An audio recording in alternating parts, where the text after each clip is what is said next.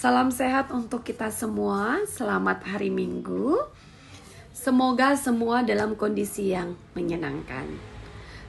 Hari ini saya mencoba untuk membantu ibu-ibu yang banyak memiliki pertanyaan seputar kotoran atau tinja pada bayinya. Berawal dari pertanyaan pasien, kemudian ada juga yang mengirimkan SMS menanyakan tentang bagaimana tinja bayi saya seperti ini, apakah normal atau tidak, seperti itu. Kadang bahkan pasien saya yang mungkin ibu-ibu baru mengirimkan WA foto kotoran bayinya hampir setiap hari.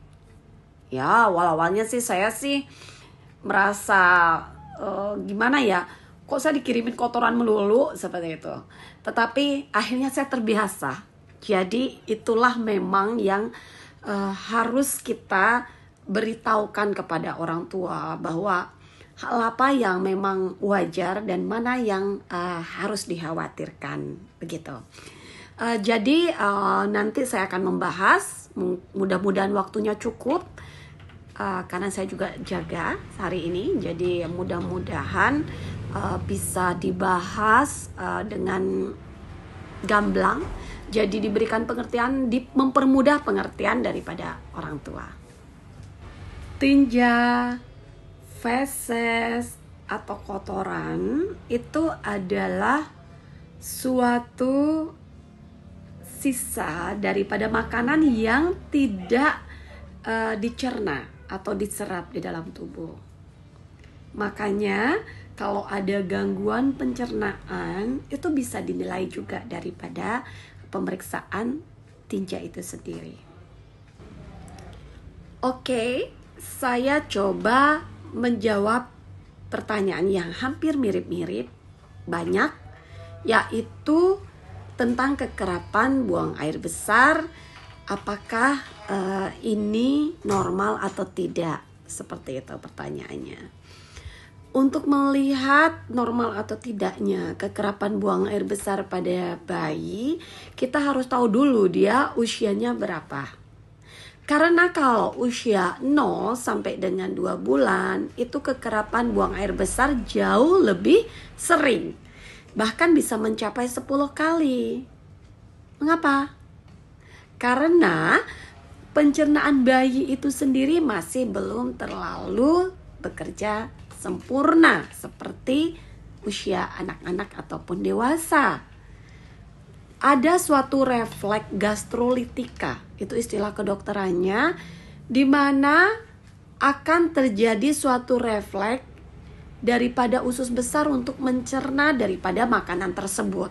Sayangnya ini tidak terjadi secara maksimal, sehingga ada sebagian daripada susu yang mengandung laktosa, gula susu, itu akan keluar, dan laktosa yang tidak dicerna ini kemudian akan difermentasi oleh bakteri. Sistemnya seperti membuat tape. Jadi di situ otomatis ya, buang air besar atau tinja itu akan menjadi seperti gas, berbuih, kemudian baunya asam, dan jumlahnya juga menjadi banyak. Bahkan kadang ada juga yang mengatakan buang air besarnya seperti mencret, cair gitu. Tapi jangan lupa, kalau usia 0 sampai 2 bulan terjadi seperti itu, tetapi bayinya sehat, maksudnya bugar, tidak ada keluhan rewel, kemudian minumnya masih aktif, dan kenaikan berat badannya bagus, itu berarti bukan diare. Hanya saja kadang kan masih banyak yang khawatir. Nah, kalau memang khawatir, saya percaya sih kalau feeling orang tua jauh lebih bagus daripada feeling orang lain. Jadi kalau memang bertanya dan mungkin kayaknya nggak cocok nih yang seperti diomongin sama dokter Windy begitu, itu boleh dilakukan konsultasi dan diperiksakan kembali apakah memang benar bayinya mengalami masalah atau tidak.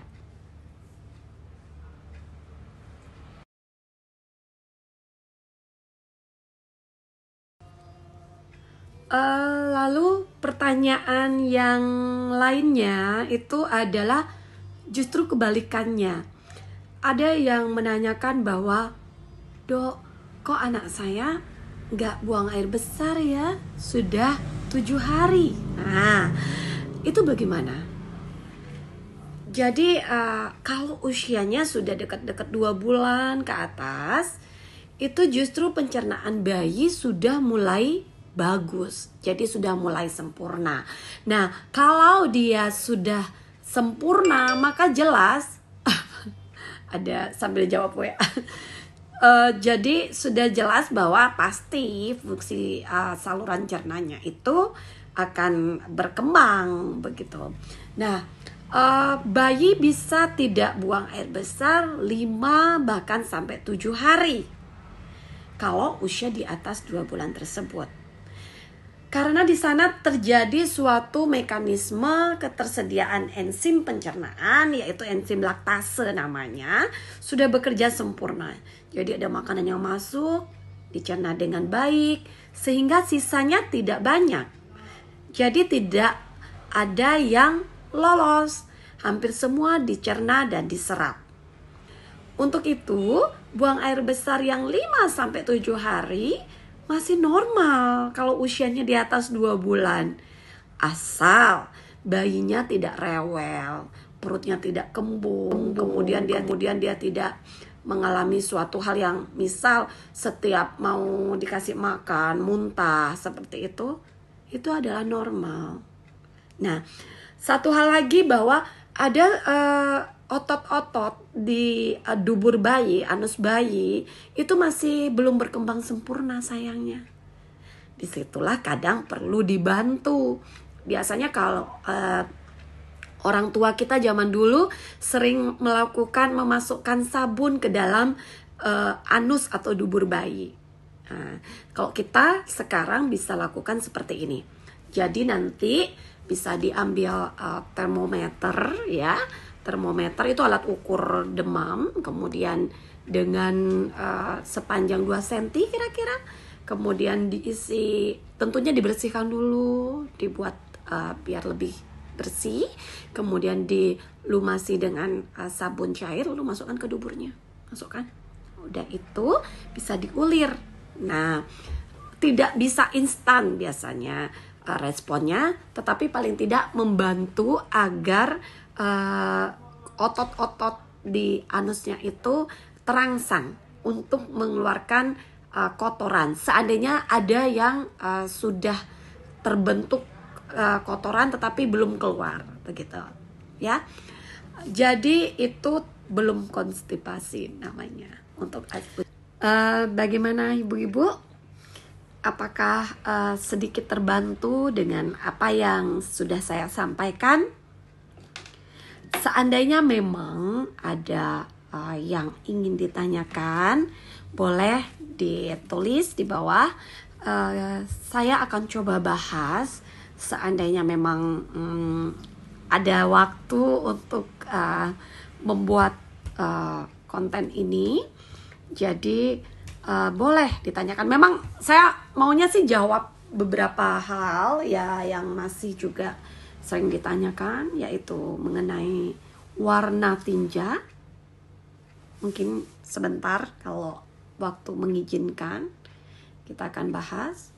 Hanya menjadi catatan buat kita bahwa kalau sudah curiga anak tidak happy, jadi anaknya lemes, kelihatan sakit wajahnya, kemudian berat badan tidak naik, anaknya muntah atau ada keluhan lain, hal-hal itulah yang harus kita khawatirkan. Biasanya itu tidak normal, seperti itu. Baik, saya Dr. Windy. Selamat menjaga anak-anak Indonesia. Semoga kita semua dalam keadaan sehat. Terima kasih.